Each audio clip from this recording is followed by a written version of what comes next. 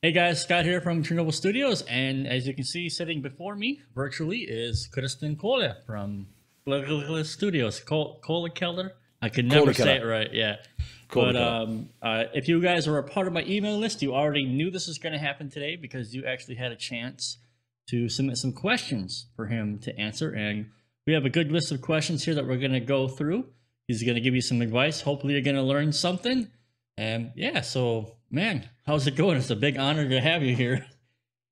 I'm very happy to be on your channel, and it's late already. It's 10 o'clock Yeah, here and 11 in Ukraine, where you are. yeah, but it's But Friday, yeah, so it's not a big deal. nah, not really. So I already had 2 beers. Here's the third one, I and got one here for yeah, myself. It's a you actually recommended this to me. I don't know if yeah, you that's can a good read one. that. That's a good one. So how That's do you a say that correctly? Lowenbrow, Löwenbräu, Löwenbräu, Lowenbroy, Löwenbräu. But yeah, boy. it's Wow, Bräu, not Lowenbroy. Yeah. Great. So I'm just gonna go with You, my Lowenbrow, and yeah, let's just stick with Löwenbräu. Yeah, it's that really works. good, man. It's not too bitter. It's smooth. It tastes really good, Exactly. and it's thanks for the recommendation. So Yeah, enough that's what I about told you. beers. Yeah. So go ahead and I'm sure not everyone knows who you are. People who are on my list obviously know you, but go ahead and introduce yourself. What have you done the past couple of years, and what do you do? Yeah, I'm Kristian Kohle, and I run Kohlekeller Studios in Germany, close to Frankfurt. For I've been doing this for 20 years already, and I'm producing metal. And I think in your email you mentioned bands like Powerwolf and Aborted and Benighted and Yep, but that is Crematory or someone cytotoxin. else, Yeah. Cytotoxin as well. Yeah, so I'm doing all kinds of metal actually, but lately a lot of death metal also. And yeah, that's what I do. I've been sitting here half my life trying to make records sound good. I mean, like I said, it's a real honor to have you here. People just are going to see the video between us, but we actually have a bit of a history. It's kind of funny. We've known each other for a couple of years already. I mean, I could tell the story, or you could. Maybe you want to tell the story. Let All me right, tell go the ahead. story. And it was like this. I think you got in touch with me because you like my mixes or my productions. Yeah, Thank you for that. And then we kept on talking, and it was you who actually introduced me to the URM Academy back yeah, then. I don't know, 2 or 3 years ago or something. And yeah. I didn't even know what you were talking about, but you said you should be on Nail the Mix.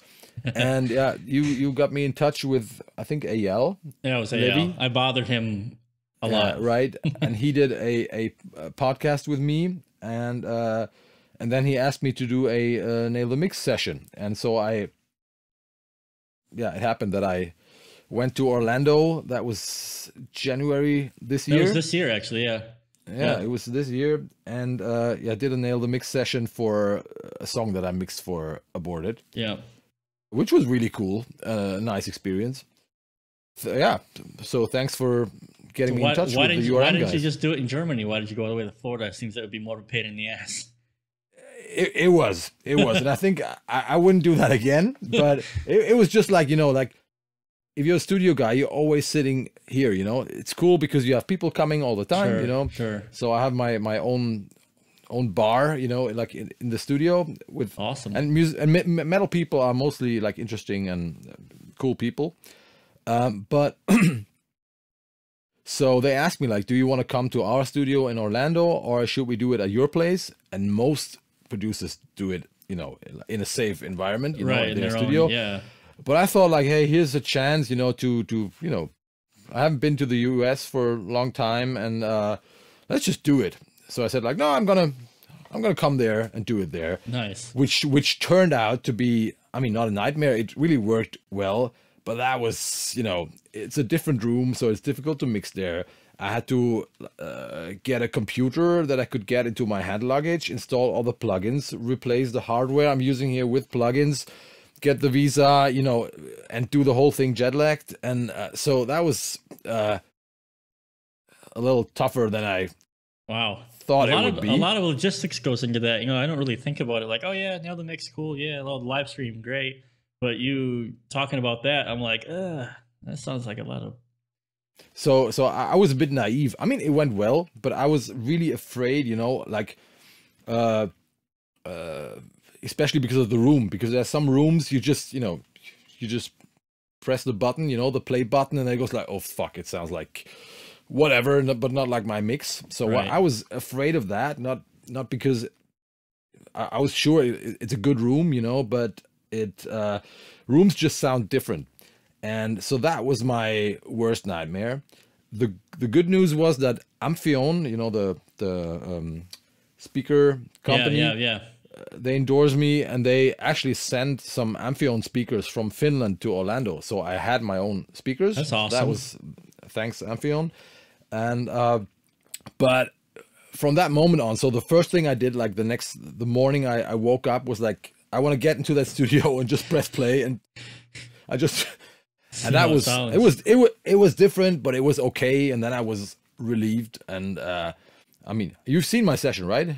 So I think yeah, I'm not a constant member of URM anymore. I only jump in when there are bands and producers that interest me. And when you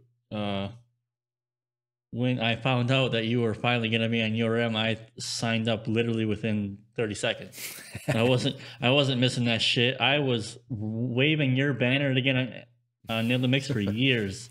So Yeah. it didn't matter to me if it was my last couple of bucks. I was joining. So I watched that live. That was fun.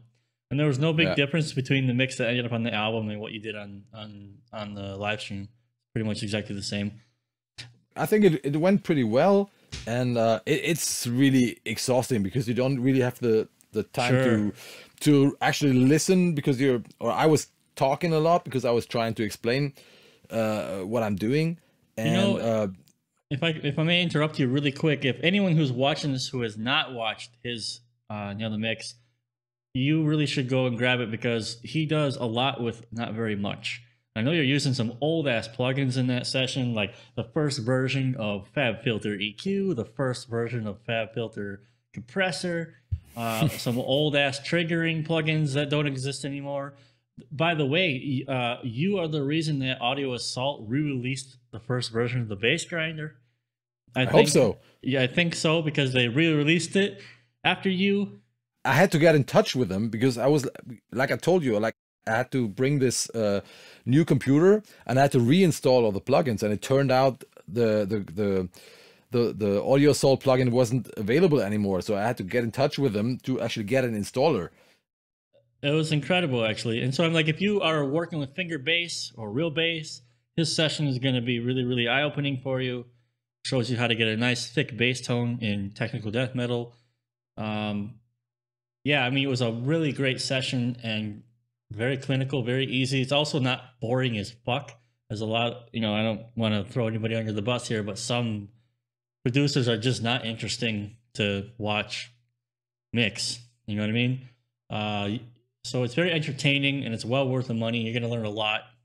So, I mean, that's not even me just fanboying on Kohle. I mean, honestly, he did so well of a job that you may have noticed he does videos on URM now. Yeah, So, right. Yeah. So I mean, he really, really cool guy, really, really awesome. So definitely get it. I was surprised about that, by the way, when they asked me to do YouTube videos for them, because I was like, why do you ask the German dude, you know, German guy, the German guy? Because I mean, all the guys on Nail the Mix are great, you know, like in their own way, and they're all great mixers or producers. And yeah, but that's what they told me. They said, like, you know how to explain what you do, you know? Yeah, that's the main thing. That's why I said, you know, people should look at what you're working on, because you can actually explain.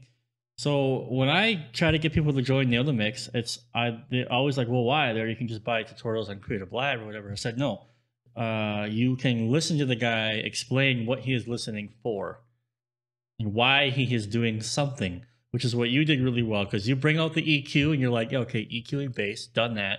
But then you say, now I'm waiting for the moment when it starts being like this. And I'm like, for everyone, that moment will be different. So it's actually good advice. You can't just say, well, I like to fucking, you know, filter out everything below 100 hertz on guitars. No, depends on tuning and whatever. You just were like, I just get rid of until it becomes tight. So you start to learn stuff like that, and you do a really good job of that. And I actually, I think that this is the first time I say this in public, but I actually prepared the session like this, like this. I did like one or two did a little training, you know, and test mixes for yourself, right? No, yeah, test mixes, but it wasn't that much about mixing. It was more about explaining stuff. So I had the idea of like, you do like so walkthroughs for yourself. Exactly. So I said, what am I going to say about the overheads? What am I going to say about the guitars? Why, you know, so I really had a certain plan to, you know, so that people could benefit, you know. So I didn't want to just go like, I'm putting this here, this there, and people don't really understand why. Right. I wanted to have an explanation for every plugin that I use. You nailed it. I mean, and by the way, he doesn't use a lot of plugins. I think he maybe used 20. Yeah, it's not much. It's not much. I stopped buying plugins after your Nail the Mix, basically. It's like, no, yeah. I actually uninstalled a couple hundred. I was like, fuck this. Yeah. I'm just sitting here. Don't know. It just makes your life easier, you know. It just confuses you. So I always recommend to have a basic set of tools that you know, and then you just make the right decisions. And then you might have some special tools that you need, you know, some stuff, you know, some coloring. Nerdy stuff, of course, you know, for coloring, or just because you like them for. I have some special plugins that I use on toms or on vocals. Or yeah. But basically, it's just the bread and butter stuff, and EQ compression, and that's it. Yeah. You know, you don't need 15 SSL EQs or Neve or API or 1176 compressors or whatever. You don't need that. Stop comparing the SSL to the Slate to the other one, and you know, get to work instead. So I think we have a couple of questions here. Let's go ahead and get started with these. Yes, looking at my phone here. So this first question is from Logan Black. So how exactly do you mix bass in your productions without using a high pass filter on everything? I think he means overall bass frequencies. How do you keep your mix tight and not boomy without high passing everything? I mean, there's nothing bad about high passing everything. That is just a brilliant thing to do, I would say, because it just cleans up your mix, you know. So I basically high pass everything because you just get rid of frequencies you don't want. And especially the bass region or the lower mid region has so much energy. It will make your mix, what is it, like muddy or something, you know? Yeah. And boomy, so muddy. Boomy, exactly. So if you can get rid of that stuff, that will help you. That will clean up your mix. And that is actually much easier compared to having like other frequencies, you know, like two fighting tracks in the mids or something where you have to, that's more complicated. So I would say just remove everything you don't need. And I'm doing that a lot, like on pretty much all tracks. I'm trying to get rid of, like in the mix, you should do that in the mix actually. Just take out as much as possible to clean things up, and it will help you because you know, everything you just, you know, end up with more headroom, and so nothing bad about getting rid of that bass, you know. So, and that's an interesting question. Like, and also for Logan, I mean, be careful what you read on the internet, on the forums and stuff like that. If it's boomy and muddy, it's because it's boomy and muddy. So, I mean, no magic. You know, high pass it. Let's see. The next question is from Virgil. Another overall mixing question. How do you make metal guitars fit in a mix? So this question is really, really broad. Let's go ahead and narrow it down a little bit. How would you make quad track guitars fit in a high tempo death metal mix? Well, I mean, they don't have to fit into the mix because they actually define the mix more or less. If you look at a death metal production, what you have is drums and guitars. Those are the two elements that any 15-year-old would hear immediately, you know, like drums and guitars. Then there's a bass, and then there's vocals, of course. The vocals are not a real mixing problem in death metal, but the guitars compared to other styles of music are the defining part. So what I do is just, you know, I find the best guitar tone I can find for that band or for that production, and put it into the mix. And then I might do some EQ corrections because the guitars might be fighting whatever, you know, the bass or something. But you don't have to do that much because, you know, they are the main part of the mix actually. Sure. You know what I'm talking about. So I never, like, I do that, for example, if I have like a pop mix where there's synths and other instruments like fighting the guitars, but in death metal or in extreme metal, there's not much you have to do. So I don't end up having like 15 notch filters somewhere to take out stuff. So basically, after you have low cutted and high cutted the guitars, you can EQ them to taste, put them into the mix and see what happens. And then you might have to do like 1 or 2 EQ moves, if the guitars sound right, 1 or 2 EQ moves, you know, to make them fit. But you mean, and when you say make them fit, do you mean in relation to, for example, kick drum and bass? Yeah, that's how I understand the question. That you have to. It sounds like you have to do a lot of treatment to the guitars to make them, like, they sound great alone, but now I put them into the mix and now I have to do something. And for that style of music, I would say, like, no, you don't have to do something because the mix consists basically of you know, the guitar tone is the most like defining element of a death metal mix. So how do you make metal guitars fit in the mix? I think what could be happening, this was a mistake that I made in my early years, was I was trying to make a guitar tone that sounded like it was in a finished mix. Lots of bass, no mids, lots of treble. So I think Virgil, maybe, and what Kohle means when the guitar sounds good, if you watch his Nail the Mix, I think he made a grand total of 3 EQ moves on the guitars, because as I understand it, what's that mechanized microphone stand that you have that you use to mic your basic cap?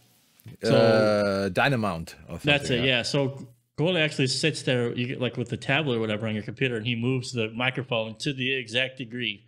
So by the time he records it, it's already pretty brutal. Yeah, right. And okay, so it might be hard to actually judge how the guitar should sound in the mix, or what, you know, what is a good guitar sound. I mean, I'm able to judge that, but just by hearing the guitar alone. And that's after 20 years. Exactly. So that might be the problem, perhaps. That's so how could Virgil maybe get a, so basically Virgil, if I understand Kohle correctly, is like, go find some bands that you like, listen to the guitar tone and try and replicate. Okay. Yeah, that's what I would do. Or find, if you can't tell it in the mix, just find like a part where the guitar is playing alone, and then just compare it to your guitar tone and try to get there. And what should he be comparing? What should he compare? Like, because he can't do the EQ moves, but what should he I mean, the character of the guitar, or what should he do? Right here I'm just like in the, I'm not using any EQs yet. Right. It's just guitar, amplifier, and cabinet and microphone. That's a setup you should, or those are the instruments you should use for finding a good guitar tone. Okay. Of course, you might need some EQ later, but this is like, these are the main elements, and you should fiddle around with them as long or until you have a good tone that you can compare to your favorite recording or something, you know. So I'm using real amps here, but it's the same with plugins, you know. So try different amps, adjust, you know, the settings there, try different cabs, try different microphones on the cabs, and try to get as close as possible. Sure. Then, I mean, same here. Sometimes I also end up saying like, fuck, I want more highs, but if I crank them, you know, on the Engel amp, it sounds weird. So I'm gonna do that with an EQ later. But the key is to get as close to the final sound in the recording situation, you know? All right.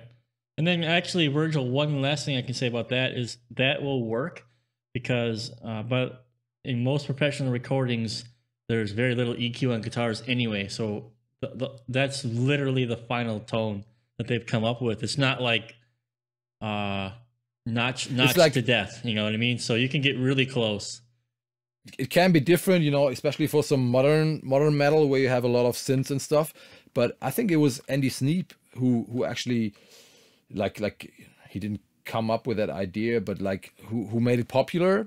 He just said like, hey, I'm using a fucking 57 and I have a cap with blah, and that's what I do, and then I high low cut, and that's how I get my sounds, you know. And that was the man. That's kind of how it is now. The SM57 with the old Mesa cab, like what you're using. Here we go, you know. And it's like, and so it can be different on certain styles of metal, but basically, especially if you have a metal style that just consists of drums, bass, rhythm guitars, and vocals, you really should be able to, you know, have one EQ on the track later maybe, and get the rest from the recording chain. Moving on, so we got Andre. So we have like a philosophical question here. He says, is there a special mindset or mood an engineer needs to be in while recording, mixing, and so on? Or it doesn't really matter if they're in a good mood or not, just get the work done?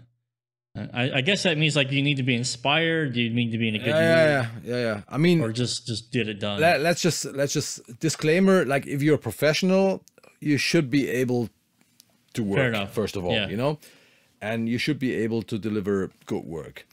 And then I think there's a difference between recording and mixing, because when you're recording, you're interacting with people, and here it's important to inspire people, to have a good mood in the studio. So if you are, you know, extremely fucking grumpy asshole, you know, it's not gonna help. And or if you're fucking depressed or whatever, you know, that's not gonna help. So for a recording situation, especially with singers, but also with other musicians, it's really important to, you know, keep the mood, what do you say, going or something, you know? Yeah, and keep it light, you know, keep it positive. Exactly, yeah, exactly. That's important. When you're mixing, it's a different story. I guess it doesn't matter that much, you know. It's more important, I would say. It's not when I wake up in the morning. It's not so important if I'm in a super happy mood or halfway happy mood or 50 or 60% or something. It's more important that I actually have a vision about what I'm going to do. So, okay. So you know, yeah, that I know where I want to go with that mix or with that master or whatever, and you know, that I have like a roadmap. Exactly. That is important, and not so much, you know, how I actually feel. No, I think this probably, I'm not trying to be like fucking psychologist, but this question would remind me, like, it might seem like he's struggling to stay motivated or positive about what he's working on. And the only thing I can say on that is just don't stop, man. Yeah, you're gonna have plateaus, and you're gonna have revelations. You know, totally. I plateaued with my guitar sound. Well, plateaued. I couldn't get anything going with guitars for years, and then one day I just woke up and it was like Kohle slapped my face with his dick, and I got guitar sounds. so even here, you know, it's always gonna be ups and downs, and the key is to be passionate about what you're doing. Yep. I think like keep on doing it, and it happens to me. I've been telling that all the time, that it happens to me that I hear some other mix and I feel like something is better in that mix from anybody than in the last 5 mixes I've done, and that, you know, then I can't sleep for 2 days and I want to make it better, and I feel like I haven't done any good. I'm serious here, you know. I really feel bad about that, and that just happened to me like a few months ago. But as long as this keeps like driving you, this is a good thing, you know, because there's other people out there who will do it better, and you shouldn't be frustrated, or not for too long at least, and just make, you know, wake up, make it better. But you need a certain inspiration and a certain passion for doing great records. That's the key. I mean, the shit is not easy, you know. Like, don't believe the plugin companies who are like, just $50 and one button, you can sound just like fucking whoever. That's nonsense. If we just talked about the Mesa Boogie cap and 57 mic, and I mean, I've been doing this for a long time. Like, I have several cabs, but the Mesa Boogie one is the easiest to record, and I use it a lot.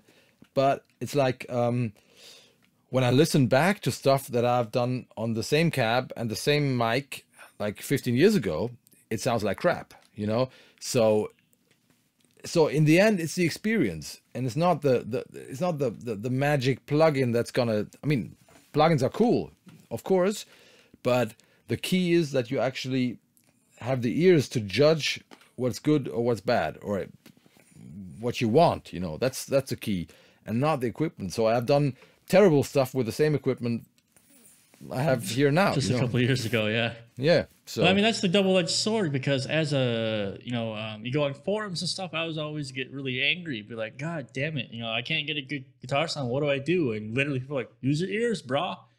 Listen, motherfucker. If someone tells me one more time to use my ears, I'm gonna kill myself. But that's actually the double-edged sword. Use your ears, because only you understand what you like, but you only get that way by fucking it up for a long time.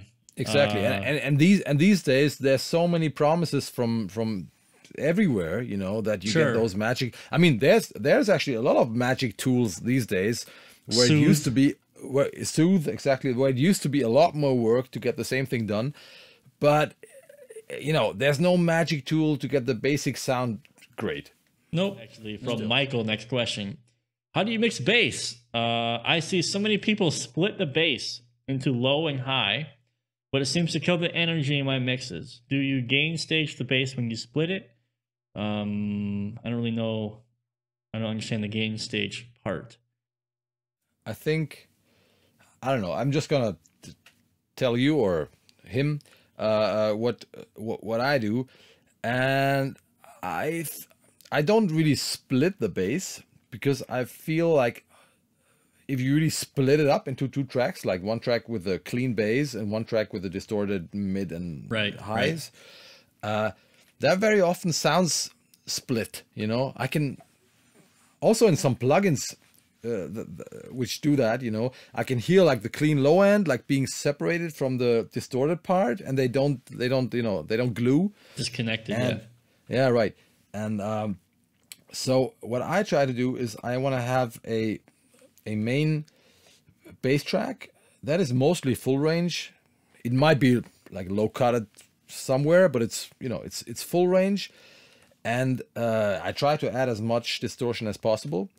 And we all know that at a certain point, like, the distortion gets in the way of the bass and causes trouble. And then I usually add another track just supporting the bass, like the clean bass. So I don't really split them into two tracks. So I have like the original, even distorted bass, and then I add the clean bass, try to get it in phase as good as possible. And that to me sounds a lot more like one track, you know, like one huge Ampeg rig, you know, compared to this, especially when you hear the bass alone, of course, compared to splitting up the tracks and finding the right crossovers. So what I do is I try to make a great bass sound, and when I mix, most of the time, I just use that track and put it into the mix and see what happens. And then a few hours later, I might discover like, okay, but we might need some real oomph down there. And then I copy the clean track, get rid of the high, of all the highs and mids, compress it, you know, to death. Right. And add whatever, like max bass or some kind of bass enhancement plugin, and try to, you know, mix it with the original bass. I think it's easier to not really split it into two tracks, you know, but to have like the main track full range, then add another track, try to get it in phase, and then you can play with the crossovers. And explain what you mean by trying to get it in phase. Shifting it, you know, I mean, there's a phase button. For people who understand what that means. Because, I mean, depending on what you do, like, let's just say like the main bass track goes through a plugin that simulates an amp and a cab with a mic. It will always introduce some kind of slight delay. Sure. So that track might not be in phase or in sync anymore with There you go. That's the word I was looking for. Yeah, in sync. so you might have to move. I mean, I'm not talking about moving like in big, you know, like just slightly in milliseconds move exactly one of the tracks to get the bass in sync, and you can check. I mean, if it's in phase, it's gonna sound full. Right. If it's not in phase, it's gonna sound thin. So yeah, and weak. Yep. Oh, fingerstyle versus pick. Oh boy. So I really prefer pick. It's like, well, why don't you go ahead and explain why, so people can understand why. Because I mean, people are like, Finger Man, Alex Webster, bro. Yeah, right. And I mean, yeah, and Iron Maiden and stuff, But I mean, you can use a hammer, to get a nail into a wall. There might be there are actually some people who can do it with their bare hands, and they're cool. And the aborted guy is close to that, so he's cool. But I mean, why don't you just use a hammer? It's just dang, dang, dang, dang. You get that instant attack. That's gonna kick your push your bass tone like in front of the mix, and then it goes back to the pure whoop thing it does. So you get that attack, and it's very hard to get that with your fingers because they're not made of plastic, and it's also very difficult to get it like consistently, at the same level. So using a pick for anything metal is cool, It's like, Sean, do you prefer hardware or software plugins for mixing? In your opinion, what are the pros and cons of each? Obviously, excluding needing more space for hardware racks. I think everything's in your desk, actually. Yeah, but that's kind of easy because I don't really use any hardware for mixing anymore. There's like 2 or 3 units that I still use. Yeah. And I don't touch them. I just use them. They have the... Is that the SSL thing that you were talking about? Yeah, exactly. Like I have an SSL bus compressor on my drums. I never touch it. I just ride the input from Cubase. But I'm sure I could replace it as well. But I have it. I like it, so I use it. And I have outboard reverb just because I like it. But the problem is, like, I'm working on sometimes 4 or 5 different mixes or projects a week. So I don't want to recall the hardware. And I don't really care if something sounds 2% better, whatever, hardware, software. I care about the workflow, and it's way better to just instantly recall mixes to be able to switch between projects and stuff. That is a lot more important. So you're talking about the software side, what you mean? Yeah, right. That's why I use software. That's why I use software, not hardware, because I just don't want to recall shit anymore. And I use the hardware for recording still. So I have some compressors and an equalizer and stuff sitting right here that I actually use, but not for mixing anymore, because it just happens, that people, even like months after the production, they will get in touch with you and say, like, we need another version of something, or we want to remix something, or we need an instrumental version, or sure, we need this for Sony PlayStation, and can you send us the stems? And they have to, whatever, Yeah. So I've stopped using hardware for mixing. I remember that picture that you showed. It's actually in that YouTube video for you around, like, was it better in the old days, where you showed a picture of you and that looked like a really bad time doing all that cable management. Exactly. It was like, it was terrible. And I mean, so I can actually compare because I know how it was back in the days.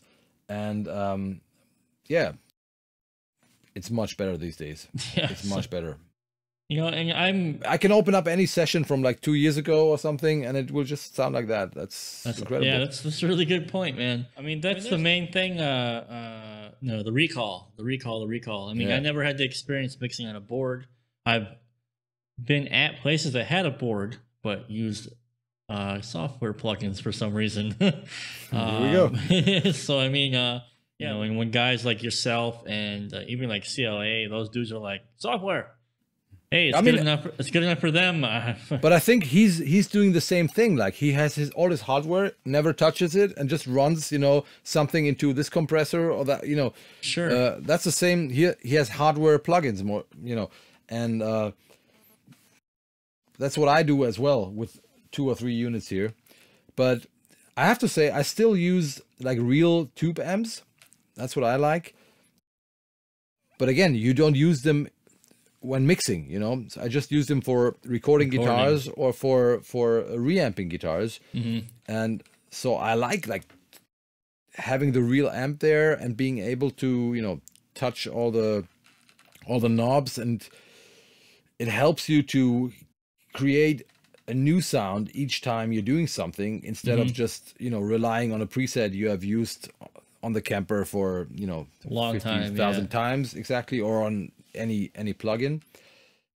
So I really like real guitar amps and cabs and mics, because I feel like it forces you to be creative. But again, that's not a part of the mixing process. In the mixing process, I want to be free of any analog stuff. So Sean, there you go. Stick with software, Sean, basically is what he's saying. Yes. Jordan, this is a cool question, actually. I think we touched on it a little bit, though. What are some of the biggest mistakes or misconceptions behind building a great metal guitar tone? I think he's probably saying like what bullshit advice is out there. He says obviously EQing to death, but what's a good I wish I knew this years ago kind of thing. He's right about not EQing it to death. That is correct.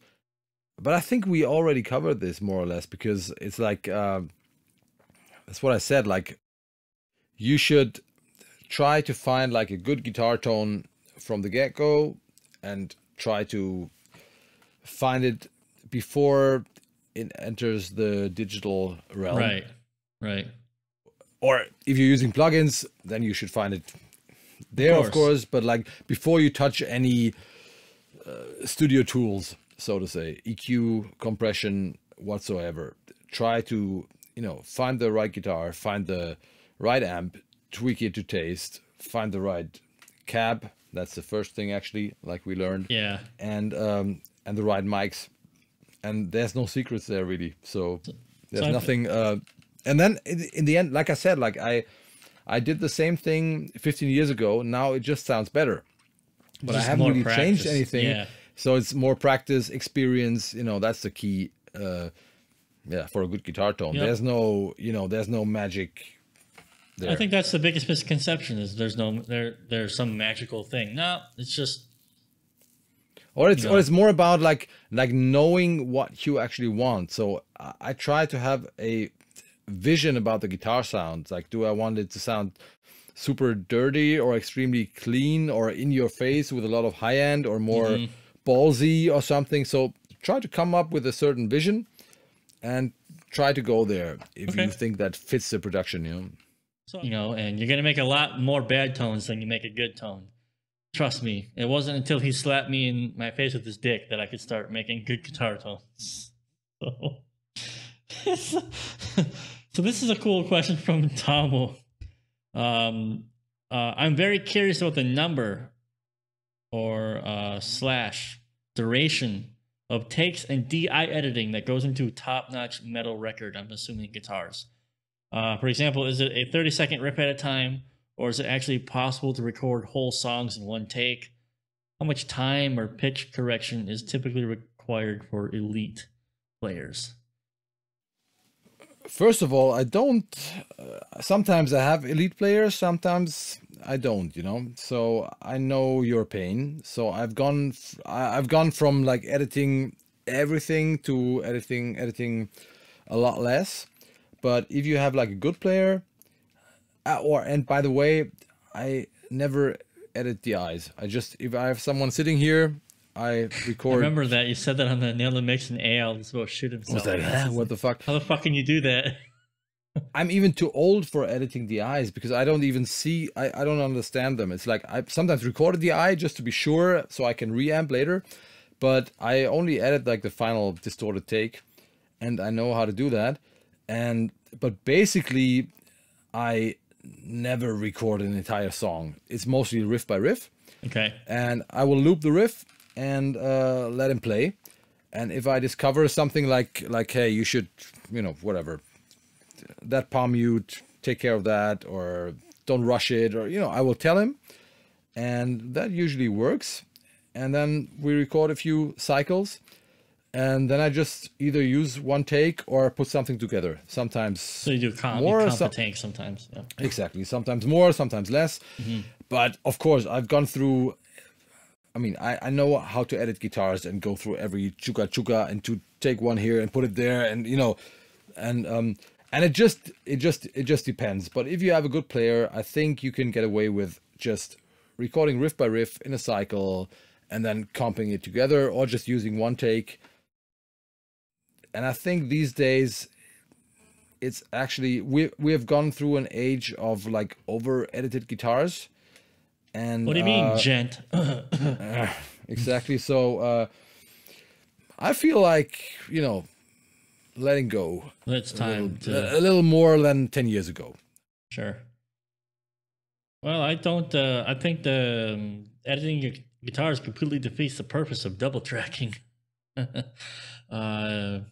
the whole theory of it, is you double track to layer. Right. So I mean, not really, because it will still be different, but sometimes, especially on chuga chuga parts, sometimes exactly. So you have to be careful, even if it's tight. You have to be careful that that the stereo image stays wide. That's right.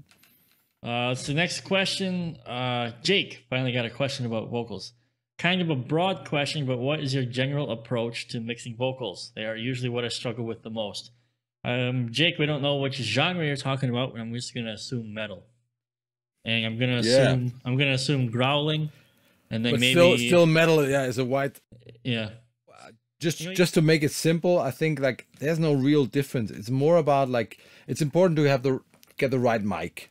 I really care about microphones, so I can't really explain what's the right mic for, but you should find a mic that helps you. You mean based on the person's voice is what you mean? Exactly, okay. And on the style and what you wanna achieve. And then there's like, I don't really care about mic pre's that much. I have some cool mic pre's here, but like for the guys starting out, don't waste your time on mic pre's. You should care about the mic. And then it's the vocal performance. And you should, if you're recording the vocals, you should really focus on the singer doing the right thing. That will help you a lot. Next thing is, I usually compress the vocals while recording. First of all, this is quite nice because you have a nice sounding vocal take. Like you don't need 55 compressors to make the mix sound good, Sure.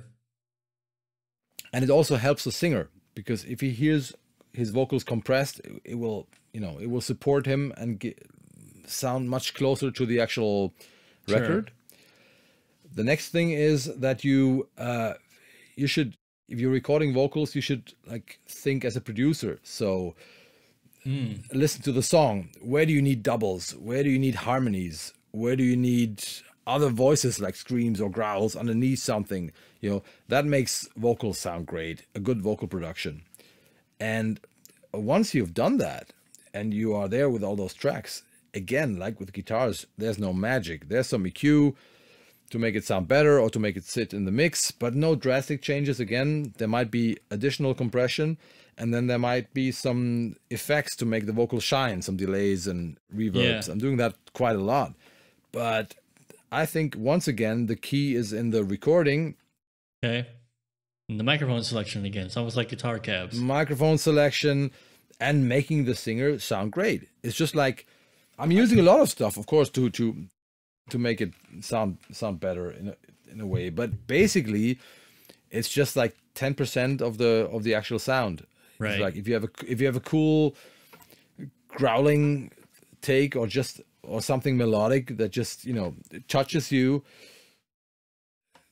you just need a little something to support it, but you don't need to fix it. So we have come. So we got one last question here. Looks like it's another guitar related question. So speaking of Aborted and Sven, so the guitar sound on the new Aborted album is so fucking brutal. How did you create it? Well, you're gonna open the Pandora's box on this one, aren't you? Yeah. So But how many actually, cabs? How many microphones? How many takes? I don't remember. That's the good part. I mean, I did this on the Nail the Mix session, so I remember, because I very often forget what I actually did. But this time it was like the main tracks on the Aborted album are Mesa Boogie dual rectifier, like the 2-channel version, very old one that I have here, and I had 2 cabs connected, a Mesa Boogie cab and a THC cab. I'm talking about that cab in my latest video as well. There was a 57 on each cab and a ribbon mic. I think one was a SE Electronics Voodoo and the other one was a Royer, what is it called? Yeah, right.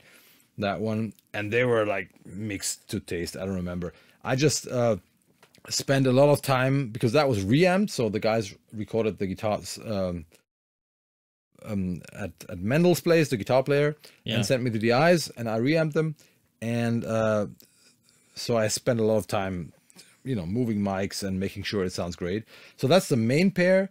And then there's another pair of guitars. So the main pair is like left and right. And then there's another pair, again, left and right, mixed in to make it more dirty or death metal or brutal. And that's some kind of Boss HM2 sound. You used an HM2 on an Aborted record? Yes. So the Boss, I mean, I think people know what we're talking about, but it wasn't an HM2. It was like I recently came up with my own pedal. It's called, with a company called Cleartone, and it's called the Grindstein, which is a cool pedal. And so I was working on my own HM2-ish. Wait, so hold on. So you used the Grindstein pedal on the Aborted record, or you had it? Not really. Not really, because the Grindstein is like, it's a 2-channel pedal, and it kind of does the Aborted thing, or something that I do very often. So you have 2 channels. One is HM2-ish, and the other one is like a tighter transistor distortion. So you can mix those 2 channels, because the original HM2 is very difficult to use, because it has that chainsaw thing, but it sounds so shitty.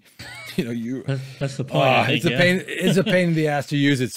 So I came up with the idea of putting 2 channels into one pedal and making, so like being able to dial in a little more clarity and like real tight bass and tight distortion, but still keeping the HM2 vibe going.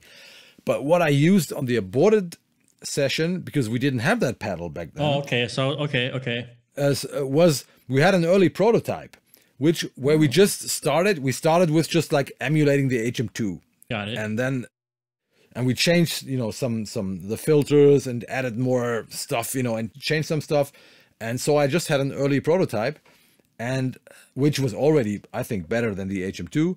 And I used that Grindstein prototype on the Aborted record. And now, like a few months ago, we came out with the first, like with the Grindstein. Sven from Aborted actually did the design. That's of hilarious. The pedal. Yes, well, dude, you got a pedal with you. Let me see the pedal. Is it with you at the studio? Are you telling me you don't have the pedal? No, the problem is, let me. It's the pedal. The pedal doesn't exist. That's the problem. No, the problem is that I had the Cytotoxin guys here this week and last week doing a new album, which isn't actually announced yet, but whatever. So it halfway is. We posted some photos, but we're doing an album. And their guitar player was like so amazed by the Grindstein pedal that he took my Grindstein pedal with him because he wanted it. So that's hilarious. At the moment, I don't even have one. But do you have a video or something, or we're like in the middle of the. So we have just announced like a few weeks ago we had like 50 pedals, and they were sold in no time. That was like really fast, and everybody was happy with them. And now we're coming up with the second batch of pedals, and we're actually gonna announce a video or do the first like real promotional videos next week. Do you have So any video we that I could I show can like for our interview here? Or yeah, I have like that. There's like a playthrough well, thing I could. send it over. I'll edit it in here at some point. So like any point here, I'll edit it Perfect. in. Perfect.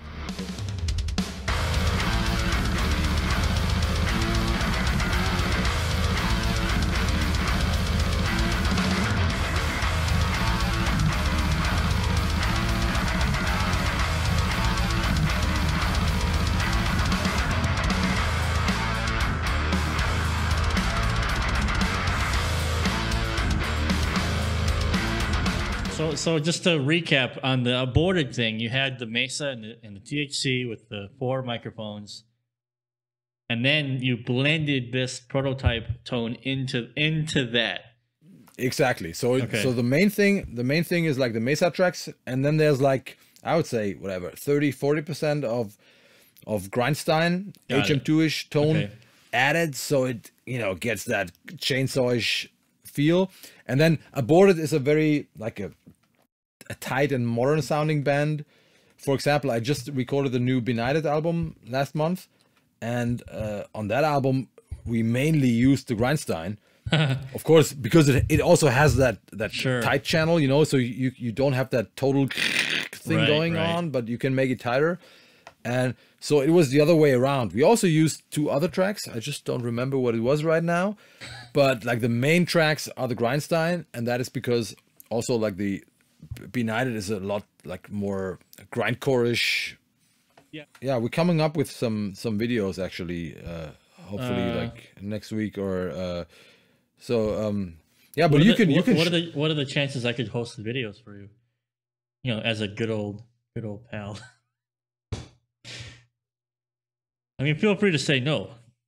yeah, why not? I mean, it's like I'll think about That'd be it. that'd be That would be a cool. good idea. I mean, you have a bigger YouTube audience than I have, so, and your people might be interested, so why not? That'd be pretty I would cool. say. So I'll, definitely. let me say this. I will talk to the guys from All right, from fair enough. Cleartone, Awesome. and we might have a Grindstein video coming on the Chernobyl Studios That's awesome. channel. Oh man, you can see I'm really fanboying right now. So, that's But let's do that. Let's do that. That sounds Awesome. that sounds great. all right. That's fucking killer. That's pretty impressive, man. Because I mean, for some reason, there's been a resurgence of the HM2 for some particular reason. For whatever reason. And believe me, we've talked to, I can't say names here, but we've talked to some of like really famous HM2 bands, and they're I all wonder who pretty that could be. I wonder if they're north of your particular area. Kohle. Maybe. they're all pretty excited about it. Like Don't understand why. so hopefully, yeah, we're gonna announce the pre-order for the second batch, which is 100 pedals. I think 50 of them are gone already or something. I don't know. Wow, holy crap. Okay, so The problem is just it's basically like 2 people and me, so I'm just the guy doing the sounds, and then they have to build it. It's like it's right, hand built I in get it. Germany, so you know, and we're just doing like 50 pedals, 100 pedals, you know, and then you Got can it, pre-order, got you it. get your pedal, and we don't have a factory, you know, with So it's legitimately handmade?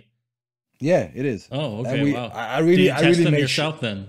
You test all the pedals? I before you- tested like now we figured out a way of testing them so he doesn't have to send me each pedal. Got it. But in the All right. beginning we tested everything, and now we measure it, and like Cleartone they tested, but so far we have no complaints. Awesome. It works, and yeah, I'm gonna have to get my hand on one of these pedals.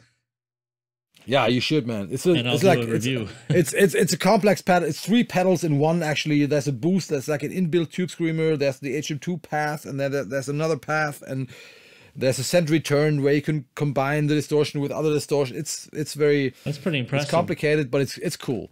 It's cool. That's awesome. So if you're into crunchy old school death metal distortion, I think this is the easiest way to I get think that that's tone right out of the probably box. me. That's You should get one. You should get one, right? You should get one. Yeah.